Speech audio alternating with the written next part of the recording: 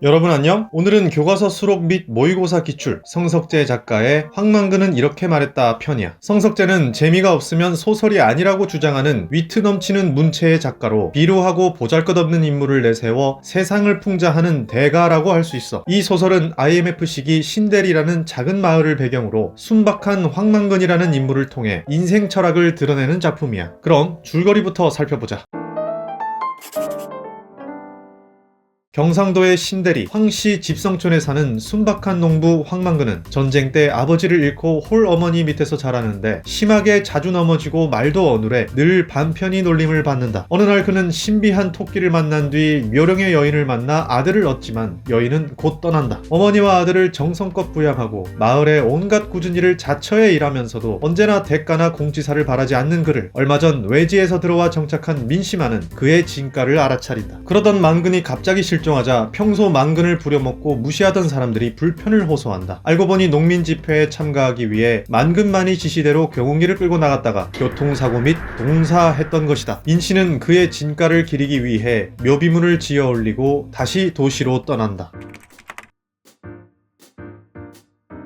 망근이 없어졌다. 동네 사람 누구든 집을 비울 수 있지만 그렇다고 그 사실을 모든 사람이 알게 되는 것은 아니다. 그러나 황망근만은 하루밖에 지나지 않았음에도 모든 사람이 그의 부재를 알게 됐다. 누구도 적극적으로 황망근을 찾아 나서려 하지 않았다. 그는 있으나 마나한 존재이면서 있었고 없어서는 안 되는 존재이면서 지금처럼 없기도 했다. 동네 사람들은 그를 바보라고 했다. 황망근은 황씨 집성촌에서 항상 바보 취급을 받지만 항상 그의 덕택으로 이득을 보는 사람이 많기에 실종 하루 만에 모두가 그의 빈자리를 느끼는데 그는 농민들을 위해 자연거름을 제공하려고 손수 똥을 수집해 익혀둔 뒤에 나중에 공평하게 나눠줬고 시비가 갈리는 일에는 늘 망근을 찾아가면 공평한 심사가 이루어질 정도로 심리적으로 그에게 기대고 있으며 아들과의 관계는 황당무계할 정도로 위계질서가 뒤집힌 모습을 보여 반면 망근을 오래 봐온 사람들과 달리 마을에 갓 정착한 민씨의 눈에는 망근에 대한 평가가 달라지는데 그가 보기에 망근은 호구라서 남을 돕는 게 아니라 이타적인 공감력을 가졌기 때문이고 어미와 아들에게 순종하는 것은 충직한 효자이자 자애로운 아버지이기 때문이며 무력과 이기심이 없기에 공평한 심판자의 역할을 기대할 수 있는 거야. 황망근은 염습과 사녁같이 남이 꺼리는 일에는 누구보다 앞장을 섰고 동네 사람들도 서슴없이 그에게 그런 일을 맡겼다. 똥구덩이를 파고 우리를 짓고 벽돌을 찍는 일, 마을길 풀깎기, 도랑 청소, 공동 우물 청소, 용왕제에 쓸 돼지가 싫다고 요동질할 때 떼떼옷을 입히는 세계적으로 유래가 드문 일에는 그가 최고의 전문가였다. 동네의 일, 남의 일, 굳은 일에는 언제나 그가 있었다. 그에게 모두 의존하고 있음에도 아이러니하게 그를 무시하고 죗값을 쳐주지도 않는 마을 사람들, 그 사실을 객관적으로 바라보는 이는 민씨밖에 없는 상황이야.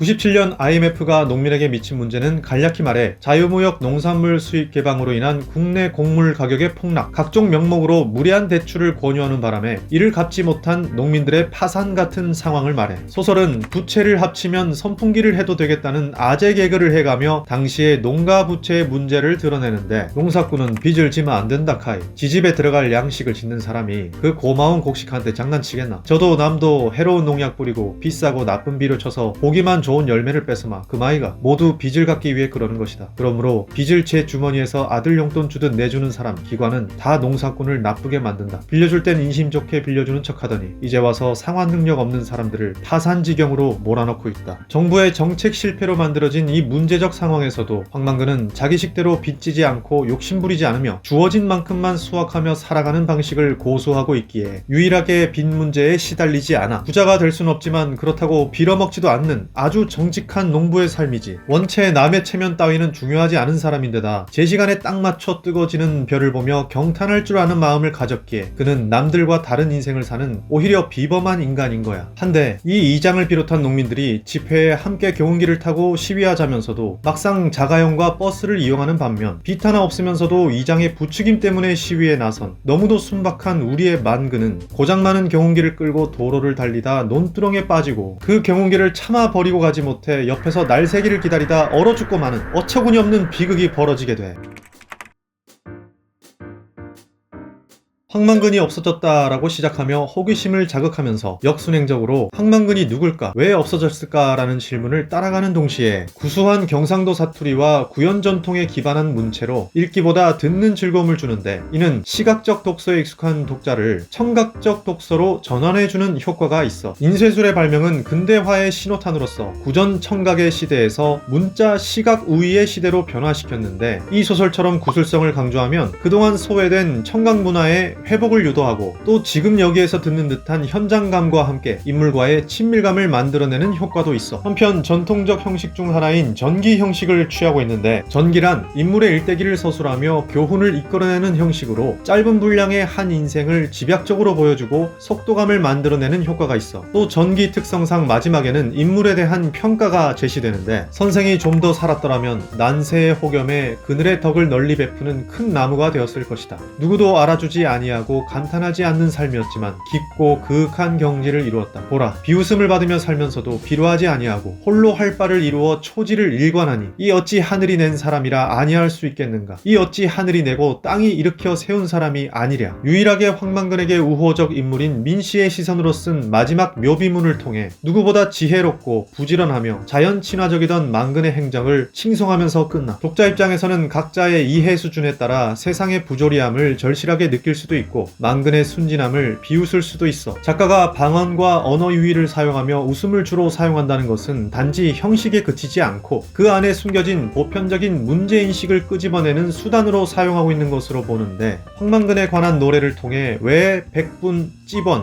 역근, 팔푼, 두발이라는 단어가 들어가는지 그 뒤 서술에서 조금씩 드러내며 그 어처구니 없음에 웃음이 더해지는 전략을 보여주면서 이런 비천한 인물로 웃음을 준 뒤 속에 숨은 인생 철학을 말하며 사회의 모순과 인간의 모순을 동시에 성찰하는, 웃음을 통해 삶의 진실을 들여다보는 희극적 소설이라 할 수 있지. 심리학자 프로이트에 따르면 농담이란 말하려는 것을 말하지 않음으로써 말하는 형식이며, 농담의 본질은 항상 맥락 속에 말의 이면에 숨어 있다고 말하는데, 예를 들어 어떤 코미디언이 여성 외모를 비하하는데 웃음이 터졌다면 그 사회가 요구하는 외모 평가가 분명하다는 것이고, 그 웃음이 세뇌하는 의미를 들여다볼 때 자기 무의식에 대한 반성도 가능해진다는 거야. 이처럼 비천한 인물을 내세워 희화화를 하는 농담은 한 인간에 대한 조롱이 아니라 엄숙한 진담의 가면으로 부조리를 만드는 것에 대한 저항이기도 해. 불우한 인생과 재기발랄한 어투가 부딪혀 만들어내는 역설과 너스레를 떨며 만드는 위트로서 세상의 불합리에 대해 비판하고 있는 거야. 방침을 지켜 홀로 경운기를 끌고 나간 황만근은 사고를 당하고, 양복 입고 자가용을 타고 갔던 사람들은 무사히 돌아온 대조를 통해 원칙을 지키면 바보로 만드는 표리부동을 비판하고, 만근을 있으나 마나한 존재처럼 말하지만 없어진 지 하루 만에 아쉬워하는 마을 사람들의 위선과 이해타산을 풍자하고 있어. 성석재 작가는 매번 풍자를 의도한 적 없으니 재미로 읽으라고 말하지만 독자는 결국 풍자를 읽어내게 돼. 한편 황만근은 아버지가 없는데 이것은 꽤 의미심장한 설정이야. 문학에서 보편적으로 아버지의 상징이란 가족 질서와 사회 질서를 훈육하고 따르게 만드는 법칙이자 규범의 자리를 뜻하는데, 그는 아버지가 없기에 현실의 법칙을 배운 적이 없어. 그럼에도 자연의 이치는 잘 파악하고 있는데 이해타산적으로 학습된 신대리 사람들은 아무도 그 가치를 이해하지 못해. 자본주의 시대에는 바보로 불리는 자가 자연의 이치에 따르면 성인에 가깝다는, 무지하고 욕심없는 자가 오히려 인간의 도리를 다한다는 이 아이러니, 이것이 성석재 작가가 농담으로 드러내려던 것이 아니었을까? 소설은 불운한 인간, 시대의 톱니바퀴에 걸린 평범하고 소박한 인간, 서민, 군중 다수, 그들을 위해 언제든 눈물을 흘릴 수 있는 일체감, 진실한 애정, 인간을 가엾게 만드는 부조리에 대한 비판, 풍자, 저항이다. 인간의 명목이 아니라 그 자체, 더럽고 가난하며 고통받는 모든 인간의 웃음, 최대의 최후의 웃음, 웃음이야말로 그들의 투명한 배지이며 찬란한 표정이고 가슴속에서 펄럭이는 국기이다. 자본주의와 체면에 묶여 사는 오늘의 나는 황만근과 민씨와 신대리 사람들 중 어떤 모습에 가까울까를 묻는 듯한 소설 황만근은 이렇게 말했다. 오늘 다 소개하지 못한 흥미진진한 기괴 토끼 사건을 꼭 전문으로 확인해보길 바라며 다음 시간에 또 유익한 작품으로 만나자. 안녕!